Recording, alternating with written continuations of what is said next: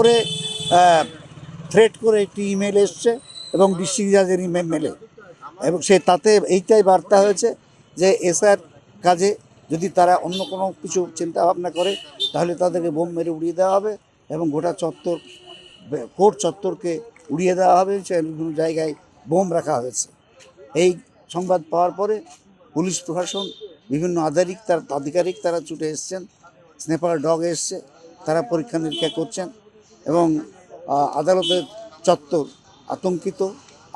আতঙ্কের আবহে আজকে কোর্ট চলছে।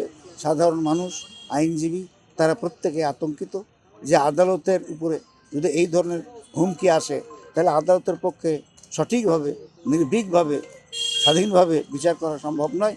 আর কোনো মানুষ বিচার পাবে না, আইনজীবীরাও সঠিকভাবে তাদের কথাগুলো বলতে পারবে না। এইটাই যদি হয়, এই আবহে আসলে কোর্টের যে পরিবেশ, সে পরিবেশটা নষ্ট হয়ে যাবে, মানুষ কোনোভাবে বিচার পাবে না।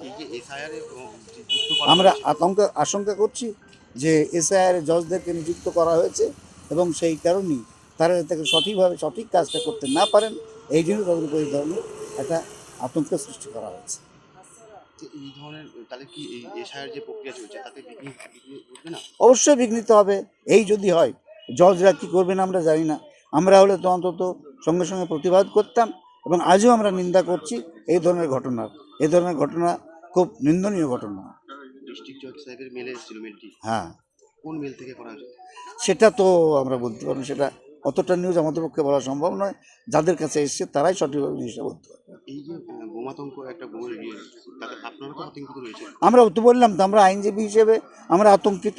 সাধারণ যারা মামলা করতে আসছেন, মামলাকারী, তারাও আতঙ্কিত। সাধারণ মানুষ যারা শুনছে তারাও আতঙ্কিত যে আজকে ভারতবর্ষের একমাত্র জায়গা, নিরপেক্ষ জায়গা, সেটা হচ্ছে বিচার ব্যবস্থা। সেই বিচার ব্যবস্থার উপরে যদি যে কোনো ধরনের হুমকি আসে তাহলে বিচারকরা সঠিকভাবে কাজগুলো করতে পারবেন না, তাহলে মানুষ বিচারটা কোথায় পাবে?